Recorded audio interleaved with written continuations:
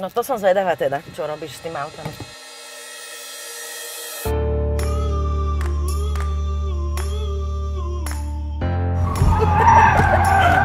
Dobrý volant to má. Sa musím priznať, že som nedržal takýto volant v sériovom aute v ruke. Volant je super, lebo je veľmi malý, kompaktný, je to veľmi šikovné na ovládanie. Žijem na Slovensku, vyrobené na Slovensku. Mňa výborne brzdí.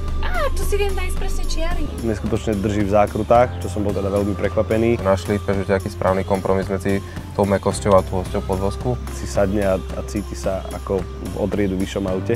Tie palubné dosky na Peugeote, že to je hrozne sexy. Hlavne Peugeoty robia podľa mňa najkrajšie zadky. Toto musí byť pekné v noci. Moderný vzhľad, moderný dizajn, veľmi také imidžové auto do mesta.